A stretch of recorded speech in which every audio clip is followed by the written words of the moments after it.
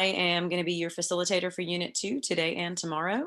Until October of last year, I was a high school teacher teaching We the People to my students, and I'm now the director of the Alabama Center for Law and Civic Education. And now the judges are going to introduce themselves. Good morning. How is everybody? I'm afraid I sound like I have the South in my throat. We are so happy to be with you here today and so excited to hear what you have to tell us. My name's Rita Mccannon. I'm a lawyer in Huntsville, Alabama, and our other judge is. And my name is Tandy McConnell. I spent about 20 years as a professor of history at Columbia College in South Carolina. Then about 4 years ago, I decided I wanted to do something interesting, so I became first a middle school and now a high school social studies teacher. And I've also taught We the People in middle school.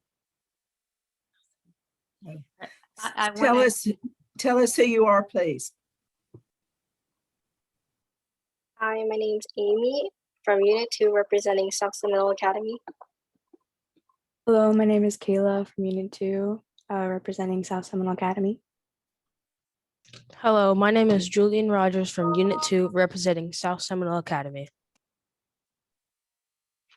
All right, and we are ready to get going. If you are, take a deep breath while I read the question so you'll be ready and not nervous. And we look forward to hearing all you've got to tell us. The Confederation itself is defective and requires to be altered. It is neither fit for war nor peace. Do you disagree or agree with Alexander Hamilton?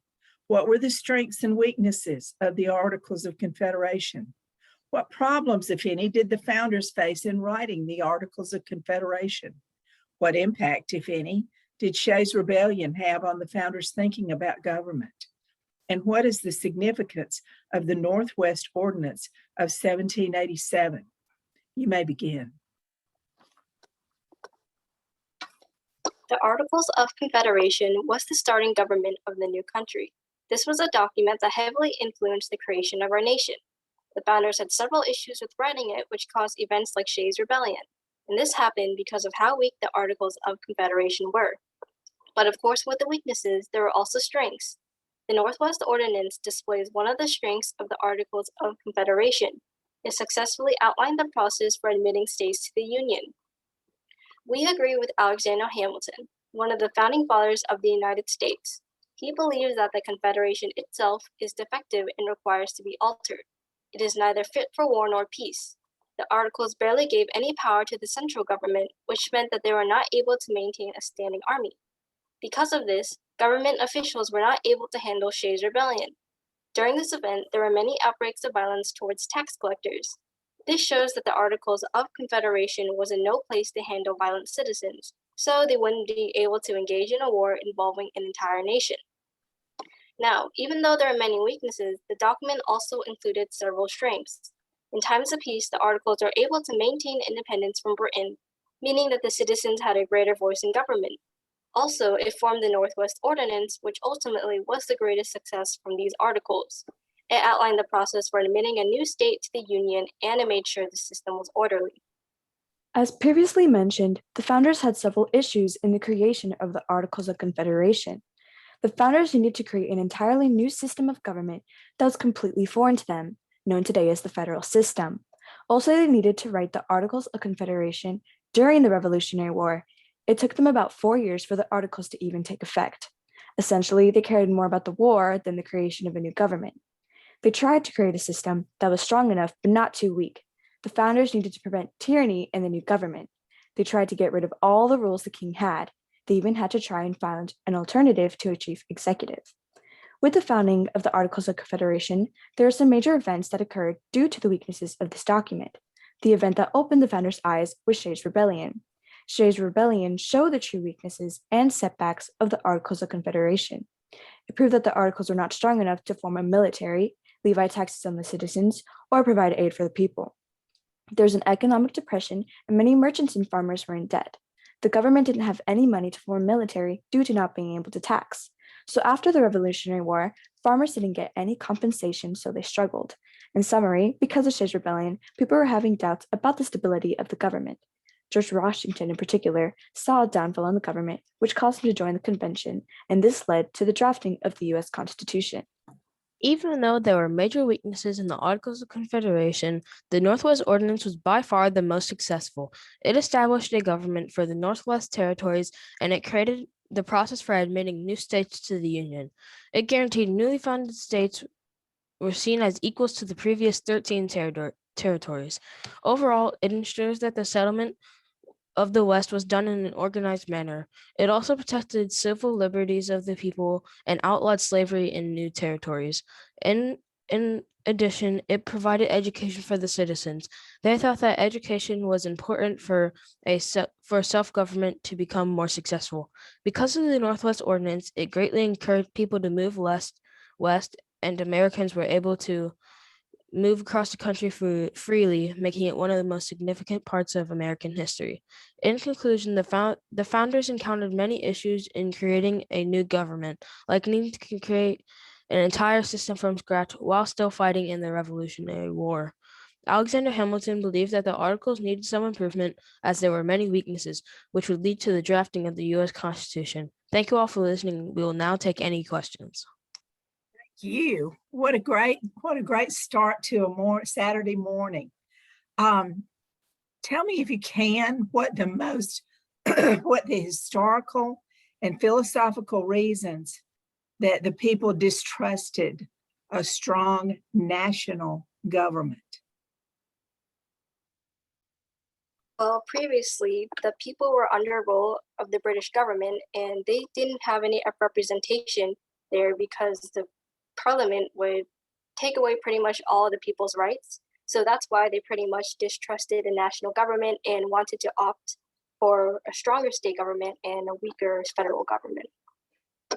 I agree with my teammate.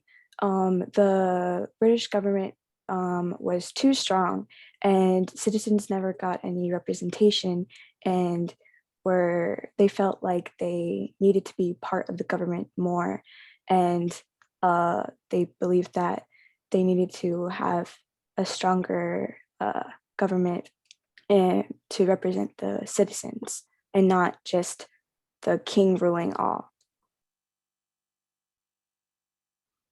I agree with my colleagues because the U.S. citizens feared that if they had such a strong national government, that it end up being just like with the king, to the point where they'd have to abandon that type of government also. So what was it about Shays' Rebellion that helped them overcome that fear and say, maybe we do need a stronger national government? Because you've told us, I think very correctly, that Shays' Rebellion was one of the things that pushed the American people and Congress towards creating a new constitution. But what happened about Shays' Rebellion that persuaded them of that? I think what happened was that Shays' Rebellion opened the eyes of the people by basically showing that without a strong national government, that the country wouldn't be able to run, because the state governments would basically be like their own countries inside of a country. And why would that be a bad thing? That would be bad because then the US wouldn't be the US, it'd just be a bunch of states, and they wouldn't have any connections with each other. Good, thank you. Adding on to what Julian said, so there basically be no unity. So taxes would be very hard to establish, and a military wouldn't exist at all.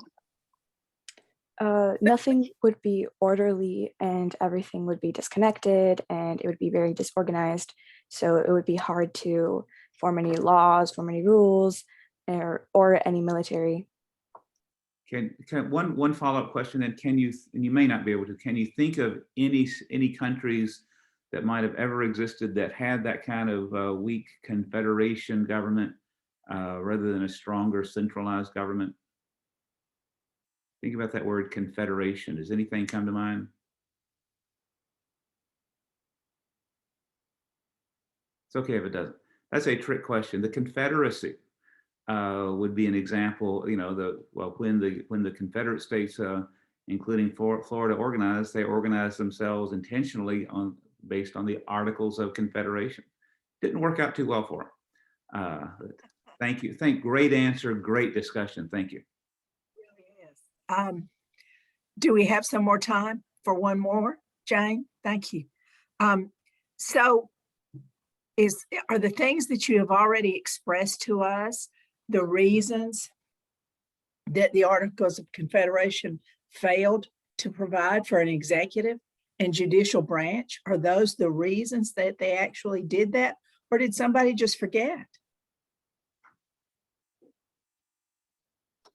Well, they didn't necessarily want an executive branch because that would mean that there'd be a chief executive similar to King George, and they wanted to avoid a situation like that as much as possible because previously they were pretty much rejected by the British government and they wanted to be the top priority. Was that a mistake then? Should they have said, okay, you gotta have a king, you gotta have a chief executive somehow? Should they have just gone ahead and acknowledged that? Yes, I think they should have had somebody, but they shouldn't have had only a king. They should have had something like they needed more people in the executive branch to make it more fair because they didn't want just a dictator.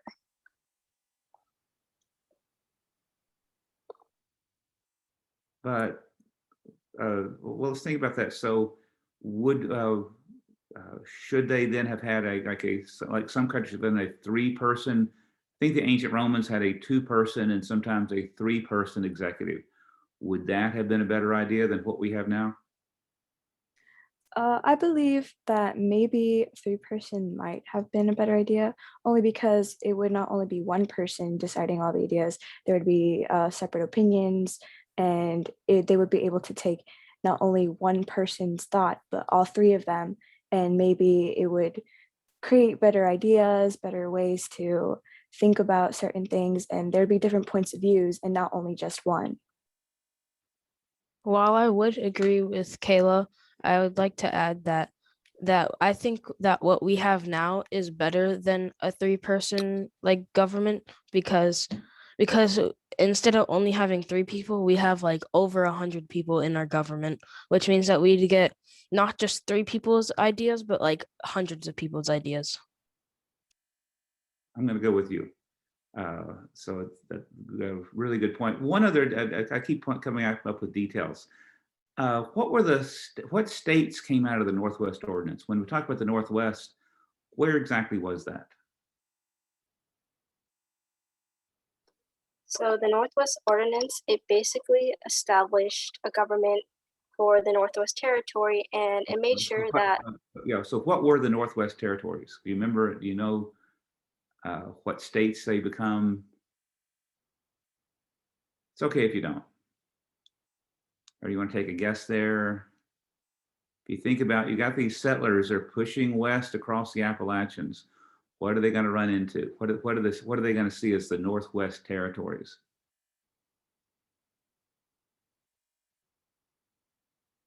They're just north of Kentucky, just west of Pennsylvania. What states might that possibly be?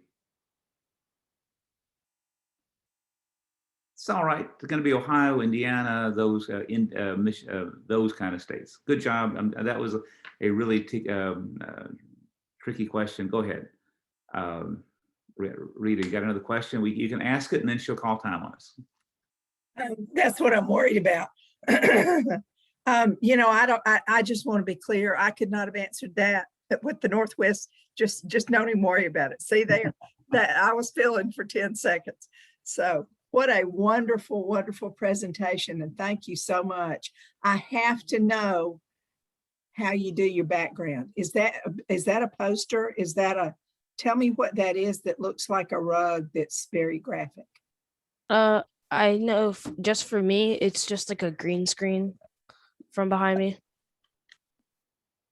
All right. Okay, good enough.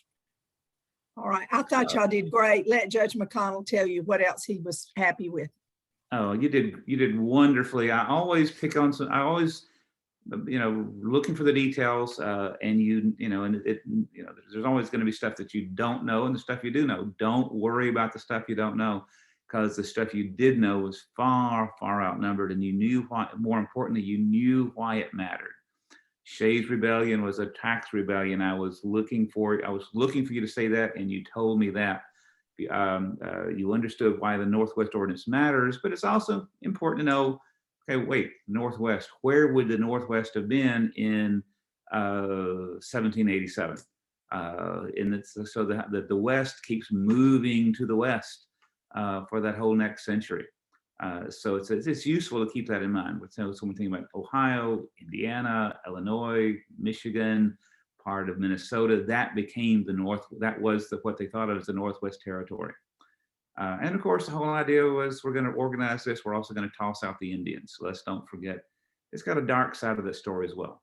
But a great presentation telling me that the Northwest Ordinance was crucial to this westward migration. That's the big, big story there, and you told me that. So I was delighted with our conversation. I think you did a wonderful job. You have much to be proud of. Your teachers has a lot to be proud of. So just bravo to all of you. At a very young age, you have already figured out some really tough questions about our country.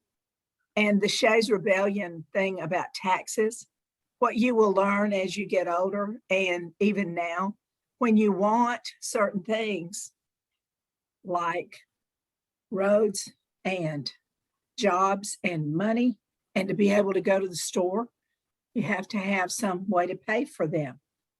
And on the one hand, people were so excited to be in this country. On the other hand, they were not so excited to find out they had to pay for everything. And there was so much conflict about taxes. And on the one hand, you can grasp that term, taxes, but what's hard to apply is, why? What was that for? And if you guys can see that where you are now, it will mean so much more to you in all the other classes you will take later on. Thank you so much for being with us this morning and for talking to us and tell us everything you knew. I think you should be so proud, and your teachers should be as well. Yeah, outstanding. Bravo. Great work. I'm going to move the judges back to their breakout room. So you should be getting an invitation, if you will please accept it. Okay.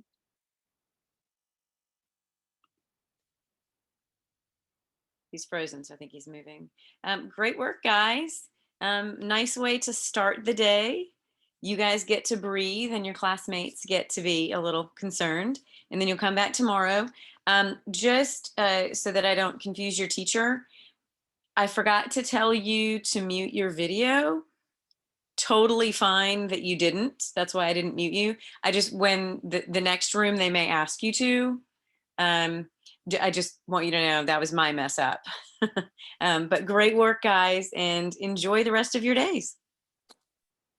All right, great job, guys. I'll see you guys tomorrow.